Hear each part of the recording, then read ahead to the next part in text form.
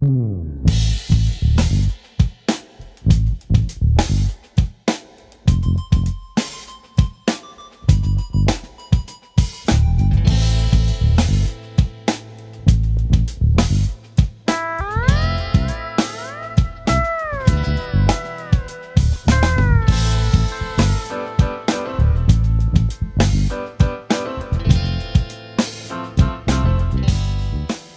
this week's show, we're privileged to welcome Jess from the Bleeding Obvious into the studio. It's not the first time you've been with us, Jess. No, it isn't. No, but we were sitting together last time.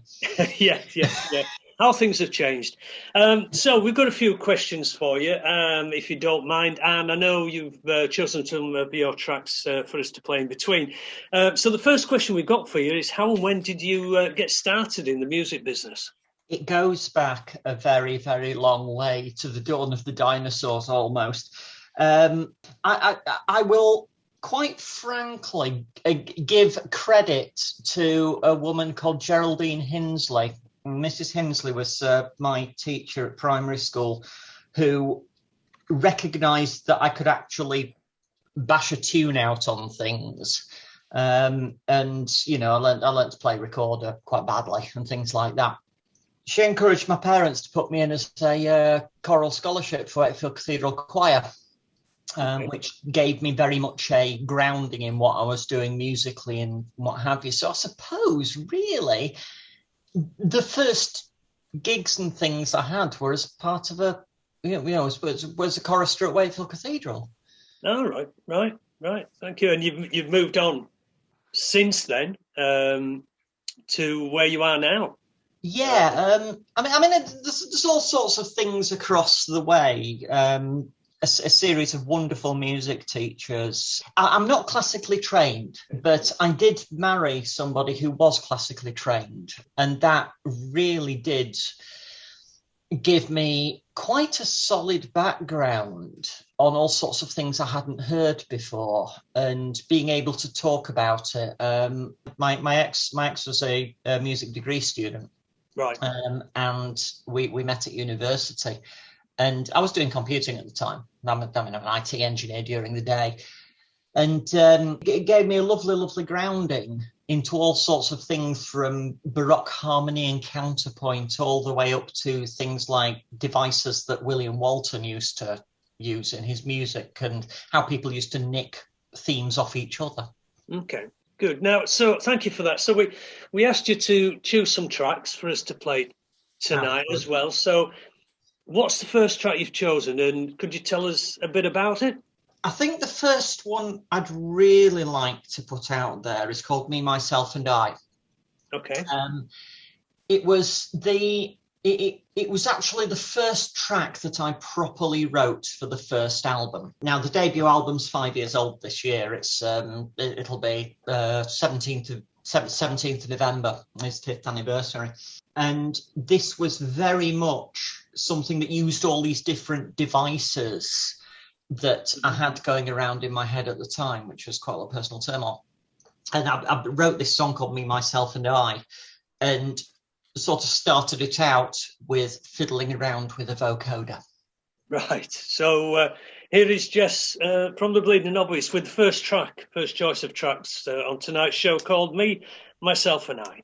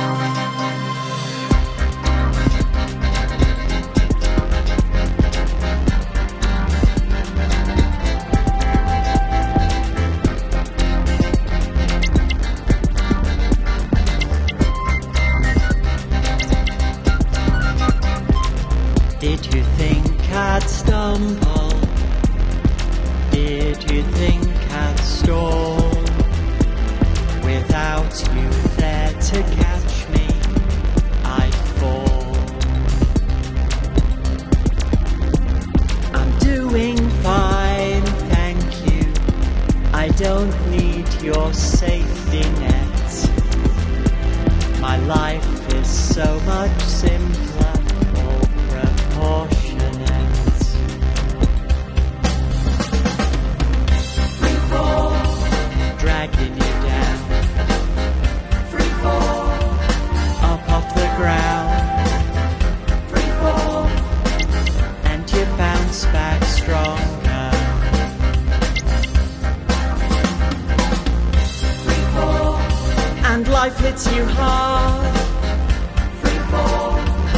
shut off your car.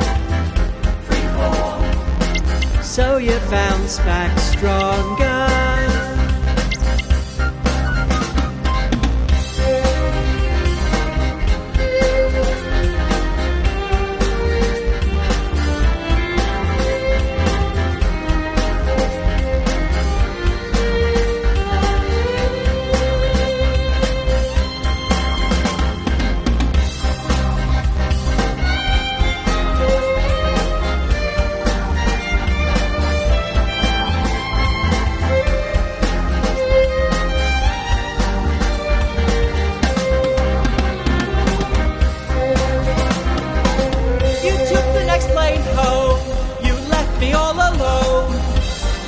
Even call, we don't speak at all.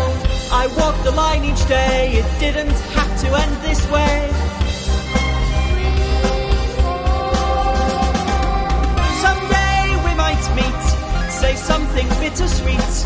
Look back, that's for fools, I'm breaking all the rules. Keep it in the past, me, myself and I, at last.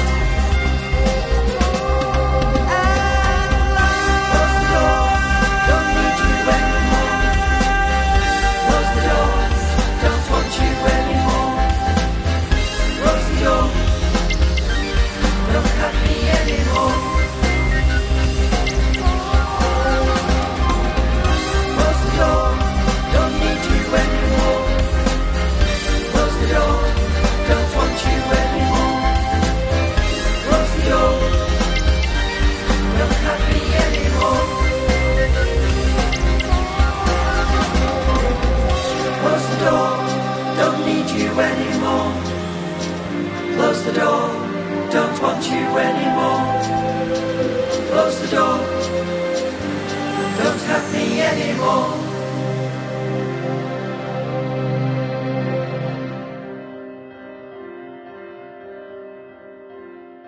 See, I told you this would be an anecdote someday. So excellent. That's the first track from Jess and the Green Novice. Thank you for that. Another question for you, really. If you had to describe your music to anyone who hadn't heard it before, how would you describe it to them? I always had this problem with it, with describing genres, because they tend to pigeonhole you. And I'm not very good at being pigeonholed genre-wise. Okay. Certainly the first two albums it incorporated lots and lots and lots of different styles.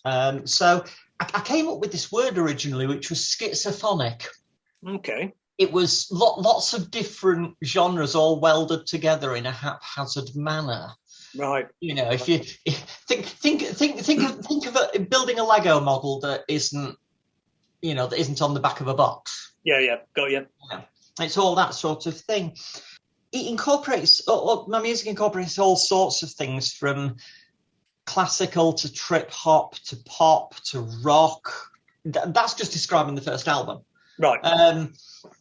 The whole thing with genres is I find that it will box you in if you're not careful. You get known as a pop band or a rock band or what have you. Mm-hmm. And I never want to be that way.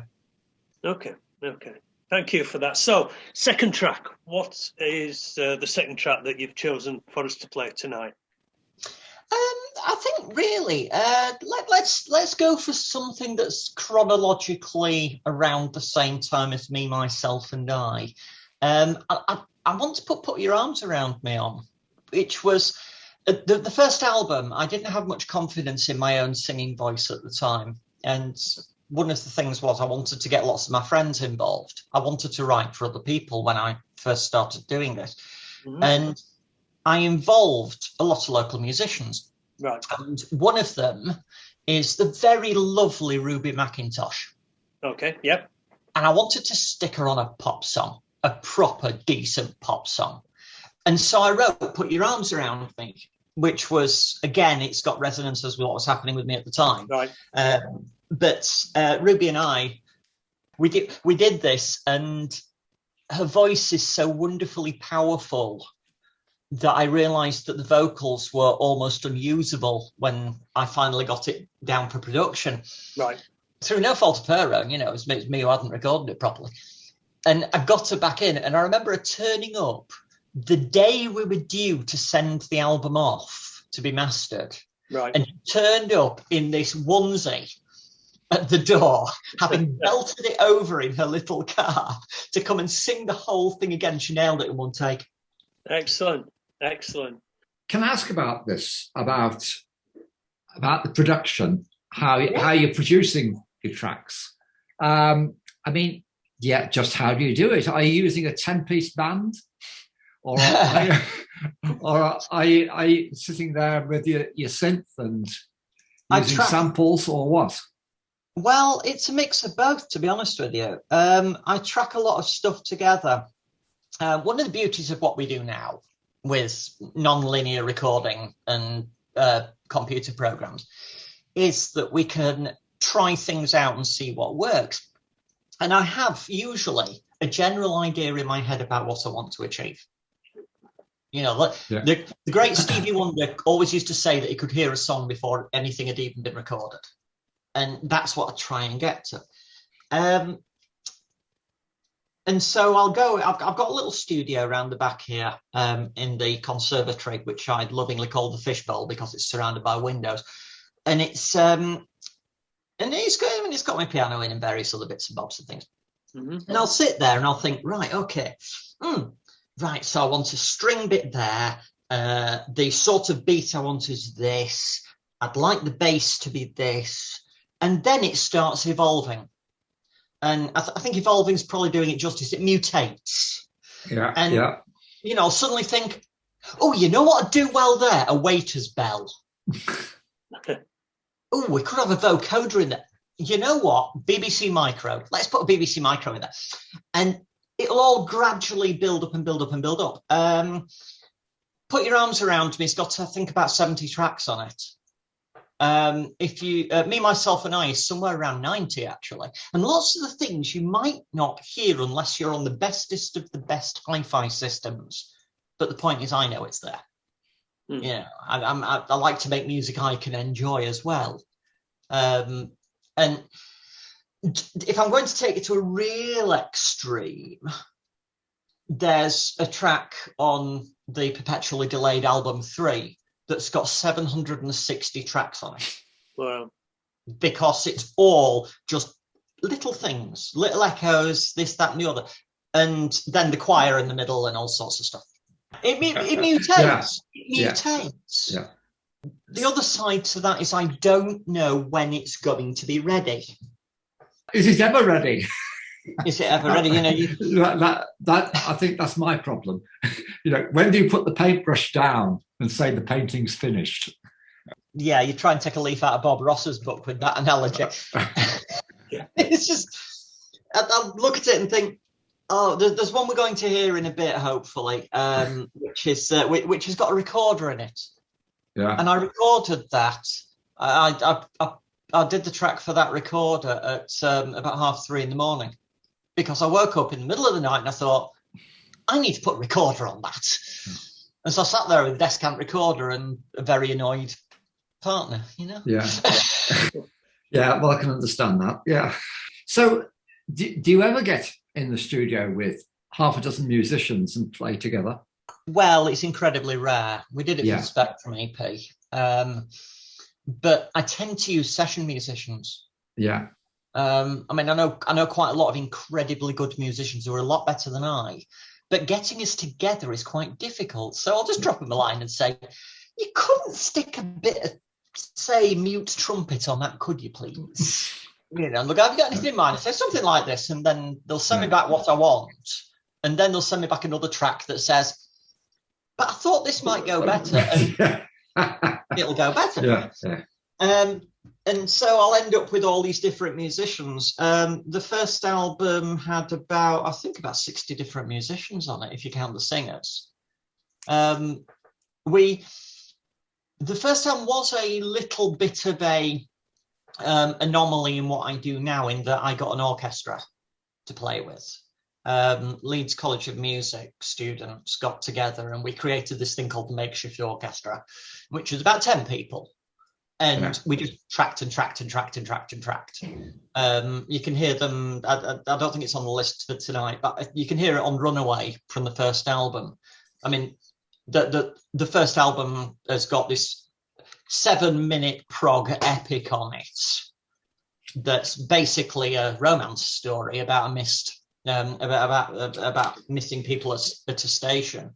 But it gave me all the fun for finding all these orchestral people doing everything, and then suddenly let's stick an electric guitar in the middle as well, and you can play viola. Why don't you do that? Great. Right, should we have a listen to Put Your Arms Around Me? Yes, with the wonderful Ruby McIntosh.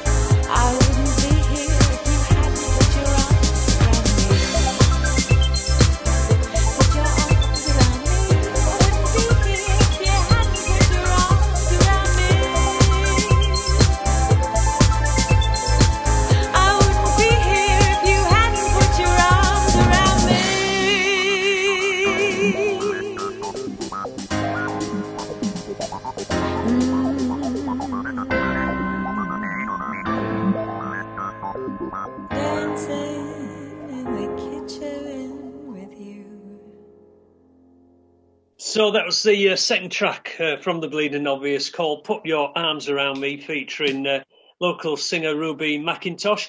Another question for you, Jess. What's been your favourite gig played to date, would you say? Favourite gig to date. I am going to have to say it's a toss-up. Well, favourite's so relative, isn't it? Okay, I'm going to pick two. There's two for very real reasons here. One of which because the Crescent community venue in York, it was the final night of the Rainbow Heart tour. We'd been doing, or had been doing Rainbow Heart for about 14, 15 months. which was this entire show about coming out and searching for your own identity. And I'd been touring around with two poets, Genevieve Walsh and Helen Rhodes, who's also a Thinking Chimp. Yep. And we'd sort of become this little touring family, very, very close, lovely touring family with lots of little anecdotes and things like that, which, you know, if you want to know a couple of them, I've got them up my sleeve. It was the final one, and we knew it was the end. We knew, and we just gave this performance, and the audience was brilliant, and everything fell into place. And at the end of it, I couldn't believe it was over. Right.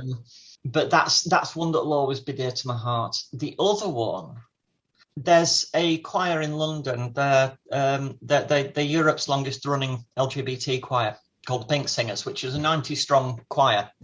Wonderful, wonderful people. And they invited me to go and be effectively their guest act. Okay. And said, I got this phone call, and it said, we need to have a chat with you.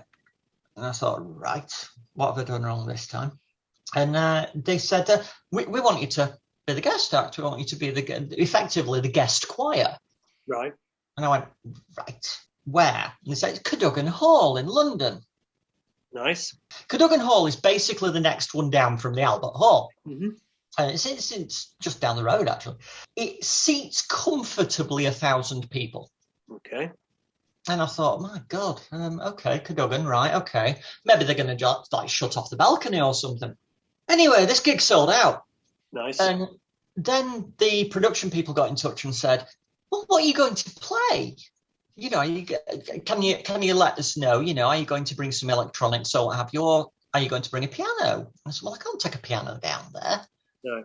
And they said, actually, we've got a big concert grand piano. And I went, right, okay. And I kid you not, in the interval, they moved out this concert grand piano in front of 1,000 people. And I walked out on stage, and I'd sort of dressed for the occasion, as it were. I went out and found myself a long sequined gown and everything like that. You know, it was all wonderful. I went and banged around on the piano for 4 songs. I knew I've got this thing that when I go out and I perform, as long as I hit the first chord right and I've got a line that will diffuse my own anxiety, I'll be fine. And I went and sat down and I looked at all these 1,000 people and I just took it all in and well, this is a bit intimate, isn't it? Bam, straight down. And I loved that gig. It was brilliant. It's the first time that I had to work with a BSL signer as well, because there's somebody at the corner of the stage signing in BSL as well. And the only thing I would have changed was I was totally foxed what to do at the end. Right. And I thought, right, now all this applause and very nice and cheers and all this kind of thing. And I stood up and I thought, what the hell do I do now? You know, started walking, and then somebody came and presented me with some flowers. And I'm just thinking, what do I do now? Do I hug them? Do I kiss them? You know, peck on each cheek sort of thing, which is what I ended up doing. And it was just, there is the full video of this on the on my website or on YouTube. You can go watch it. And just at the end, I look so damn awkward. Thank you for that. Yeah, it's between them two. You can have two. Yeah. Right, time for another track, Jess.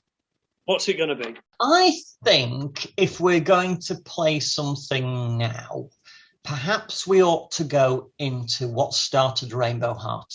Okay. So it's a track called Labels. It's one of those that tied the BSL people in knots. Okay, let's have a listen to Labels from the Bleeding Obvious.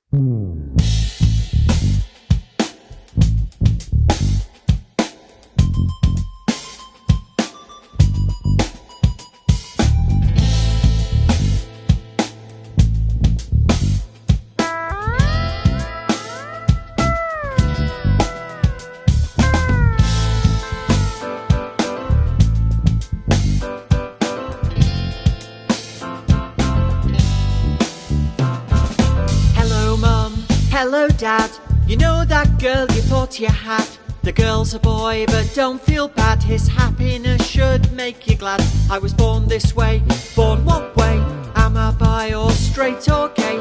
Pendulum swings both ways. Where will I end up today? 'Cause life is never quite as straight as it seems. When you've worked it out, then you switch teams.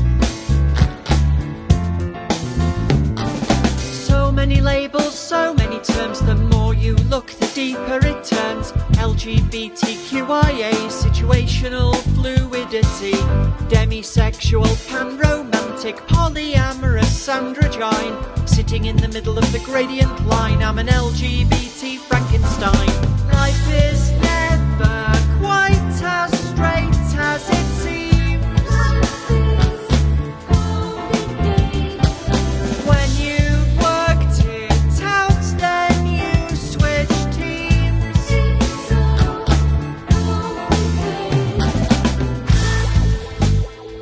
So come on, let's see, what might there be to label me? Well, there's lesbian or gay or bisexual or queer, pangender, transgender, demigender, androgyne, transsexual, two-spirited, andro, new twat, illicit gender, xenogender, aporigender, quad, bigender, aliogender, agender, intersex. Or am I just a questioning genderqueer? Where does that fit on the Kinsey scale? Or the Klein sexual orientation grid? Maybe I'm straight after all, and it's just temporary. Really? I don't think so. Life is never quite as straight as it seems. When you've worked it out, then you switch teams. Life is never quite as straight as it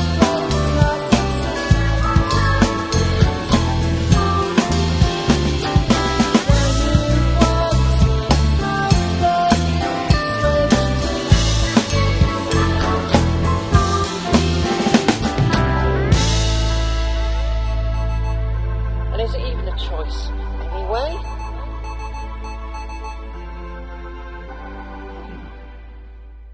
Excellent tune, Jess. Okay.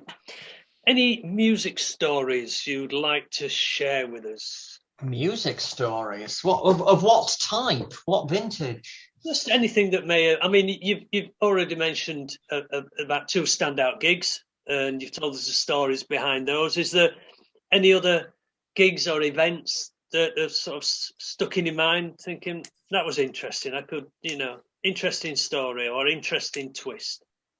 Oh yeah, actually, Nuneaton. Well, the thing is, I've got a friend who runs something called who runs a place down there called 5 Street Social Club, and she wanted me to go down and do a show there. I'm actually doing another show there in a few weeks' time, and I was just as part of the patter, as part of the discussion and things like that. I talk about role models. Mm-hmm. I talk about role models such as, for instance, I grew up in the 70s, so I talk about LGBT role models. And for some reason, normally, I talk about John Inman. And for some reason, I put Larry Grayson in there. I have absolutely no idea why. Anyway, Courtney came up to me afterwards and she said, Jesse, do you know Larry Grayson? I went, yeah. There's a reason this room is called the Billy Breen Concert Room. It's because it's where Larry Grayson, before Larry Grayson was Larry Grayson, because he was called Billy Breen back then, did his first ever residency on that stage there. And it was just one of those weird things that was like, oh my goodness. Yeah, why did that happen? Because there's no pictures of it anywhere. No, and you didn't know until you got, until... Not at all. Wow, right, let's have another track, please. Right, tell you what, let's go in for Gender Babylon, which is one that I don't really perform it in this way anymore. I went through the whole of Rainbow Heart playing this on a guitar. Right. So I'll be bouncing around the stage with this golden guitar that's called Judith. Everything's got names, by the way. This golden guitar called Judith. And it became one of those songs where if I know there's been a lot of transitioned people who've come to me afterwards and said, Gender Babylon, that's the one that really hit. That's the one where I had to go out because it just resonated too much. Okay. Well, let's have a listen to Gender Babylon by The Bleeding Obvious.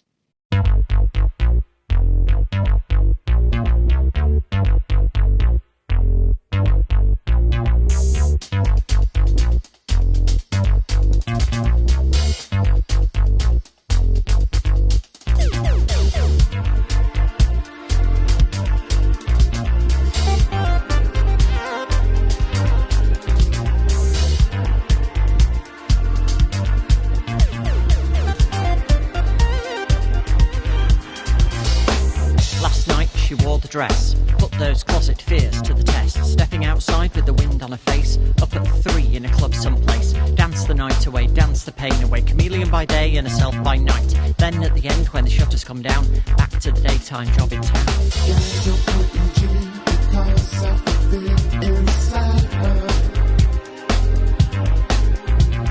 Implication is because she's in the trenches neither.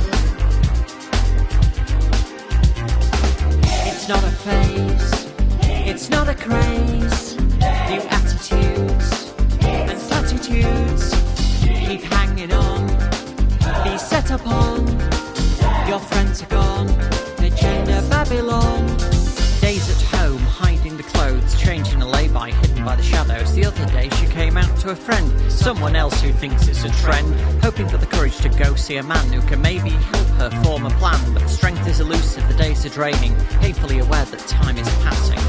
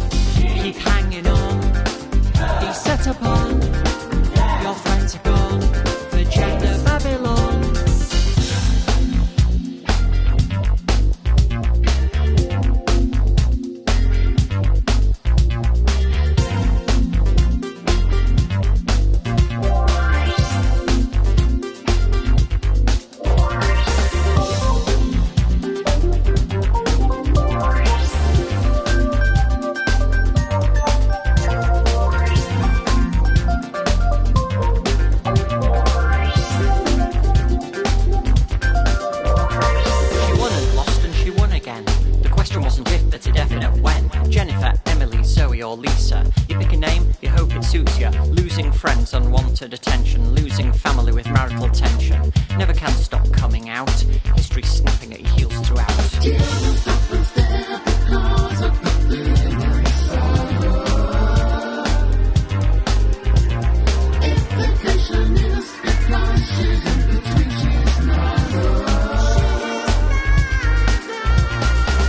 It's not a phase, it's not a craze, new attitudes and platitudes keep hanging on, be set upon, your friends are gone, the Gender Babylon.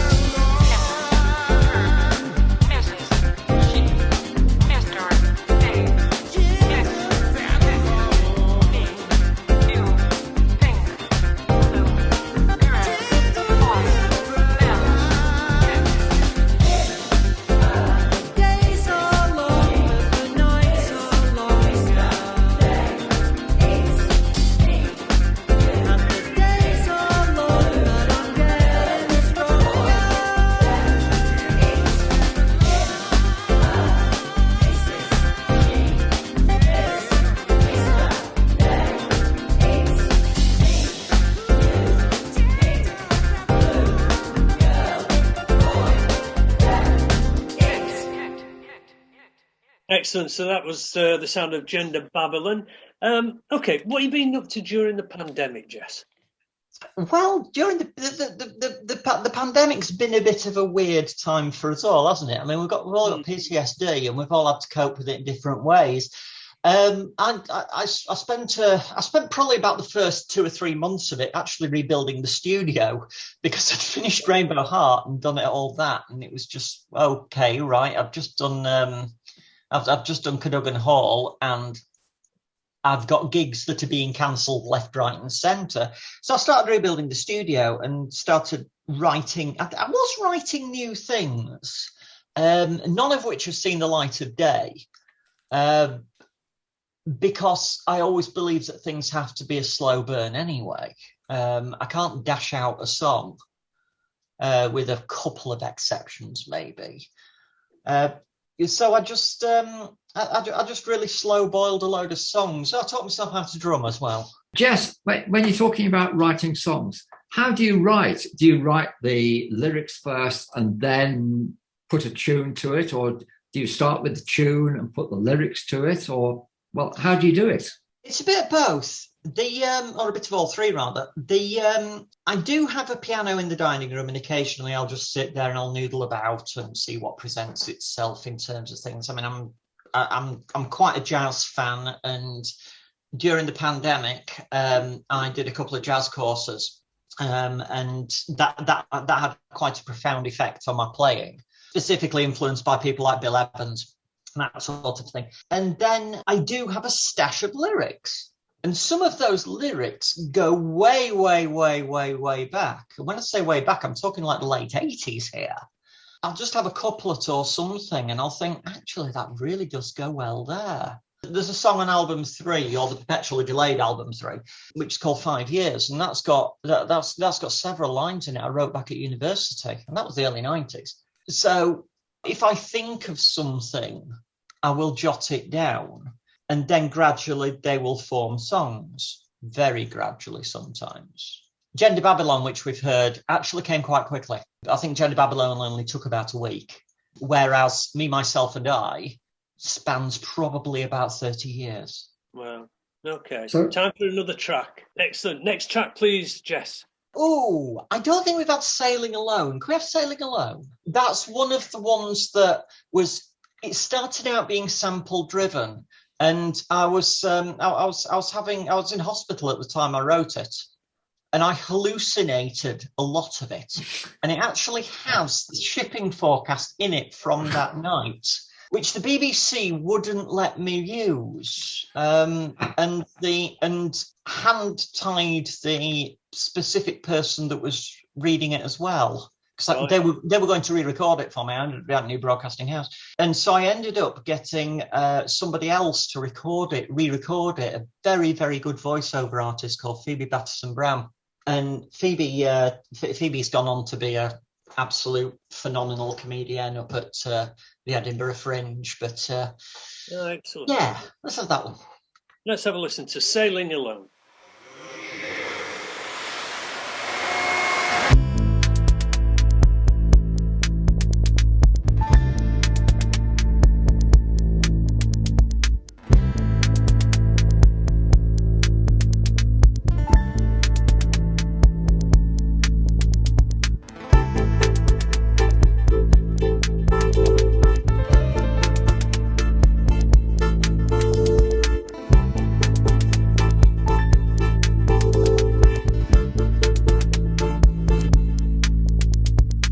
The general synopsis at midnight, 17th November. New low, moving rapidly east. Expected Lundy. 999 by the same time. 40s, Cromarty 4. Tyne, Fisher. German Bight, Humber. Thames, Dover, White, Portland. Fitzroy, Seoul. Southwest 5 to 7. Increasing gale 8 at times. Rain or drizzle 13 miles. 1000. 992, rising more slowly.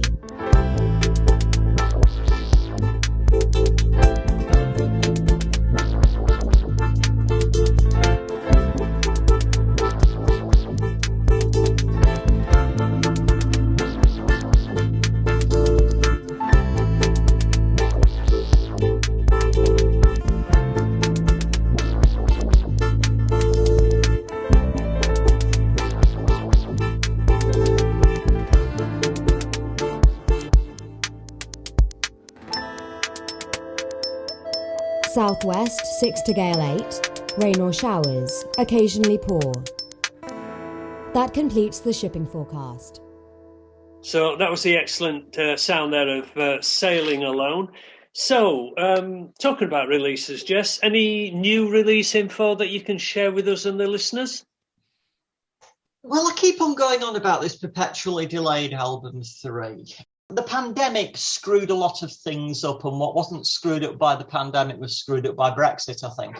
The original plan was album 3 was going to be Dirty Blonde, and it had all sorts of stuff on it. It was waiting for the choir to go on it. It was waiting for some of the orchestra to go on it, various bits and bobs. And of course, suddenly we were all in lockdown. We couldn't do anything. And we'd got Brexit as well, which meant that I couldn't get it pressed on vinyl because there weren't at that point any vinyl plants in the UK. So the whole thing sort of went by the wayside. So I've just kept performing songs. I mean, at the same time, I'd spent some days in North Leeds under the wonderful production of a chap called Barclay McKay, who runs a studio up in Roundhay, and they've got this 1943 Velmar grand piano, beautiful thing, and we recorded a load of acoustic stuff on that, just me and a piano, pretty much as naked as it gets, and that's not seen the light of day either. So I've got this backlog of stuff to release. And of course, I've still been writing in the interim. So at some point, this is going to all come out. When? I don't know. Because I'm still trying to plan out what's still left to do. And not to put too fine a point on it, who's still around? Because lots of people have moved on in 2 years. You know, we've all gone off and done other things. So, for instance, the chap that is a phenomenal trumpeter, he's actually out touring now. Right. There's another chap who plays violin who he got himself a place in Hans Zimmer's orchestra. Right. And so he's ridiculously busy now. You know, and probably doesn't want to have some sort of weirdo from Wakefield pestering him for 16 bars of violin. Right. So I'm trying to piece all this back together. Plus, some of the songs have moved on. Yeah. So how can our listeners keep up to date with future releases and information on the Bleeding Obvious? Best thing actually is at the moment to follow me on social media. Right. You can also sign up to the mailing list. If the newsletter is a thing, if you sign up to it, you can do it on the website at bleedingobvious.uk. If you sign up to the mailing list, you get maybe once every couple of months a newsletter that tells you where I'm going to be and when, what I've done, what I'm doing, all that kind of thing. And every year I try and send out a free song to the newsletter, to the newsletter people that might be one of maybe the comedy songs this year. We haven't quite worked it out yet. You can find me on Twitter at Bleeding Obvs. If you can find me on Instagram, it's Bleeding Obvs. Or if you just go look for the Bleeding Obvious, Google it, you'll find me as well. I also compare a comedy night in Wakefield every month now, at a place called RBT on Northcote. Lovely place. But I tend not to do much music stuff there. It tends to just be introducing other acts and all that kind of stuff. So any upcoming gigs you want to give a mention to our listeners? Anything now things are easing off? Well, I'm back on the road in November. We start on the 10th of November, actually, in South London, in Clapham, at a place, iconic LGBT venue called the Two Brewers. But then there's Nuneaton as well. But I'm also at Wharf Chambers in Leeds. Oh, yeah. Which, you know, you are. It'd be lovely to see you all. Wharf Chambers have been a wonderful support during lockdown. I did a gig there that was streamed on their website and financed by the Creative Recovery Fund. So they've got me back from my spiritual home in Leeds on the 19th of November, which will be the 5th anniversary of my first ever gig as the Bleeding Obvious. Right. So I think some special things are going to happen then. And also, I want to invite every single listener and yourselves naturally to the Christmas party. which is on the 19th of December. Sorry, the 17th of December. It's Friday the 17th of December. At Henry Boone's. It's free in, but there will be a bucket shake. And it's every year I do a show where I bring along people I've discovered throughout the year, some spoken word, some music, and I put them all on stage for the Christmas party, and we have a bit of a knees up, and then I turn into a bleeding obvious jukebox for an hour. And we've sold out the Red Shed, goodness knows how many times. So it used to be in the Red Shed, didn't it? It used to be in the Red Shed, yeah. But it was just getting too full. So we ended up this year, we decided, right, we'll move it to Henry Boone's. So it's in the back of Boone's on Friday the 17th of December. Please come along. There will be music, jollities, japes, pints, and the infamous raffle. Right. Do you want to tell more? Oh, I'll leave that for the night. There's always odd things in the raffle. Okay. Right, moving on. So, great. Thanks for taking the time to chat to myself and Pete, Jess. Always appreciate you coming in and having a chat with us. One final song before we bid farewell. Which one will it be? I end every show with this, and the one time I didn't end the show with this, I almost got lynched. It's a song called One Foot in Front of the Other. It is a song for the disenfranchised, the depressed, the miserable people, because when it comes down to it, all we've got to do is just keep going. Yeah. One foot in front of the other, mates.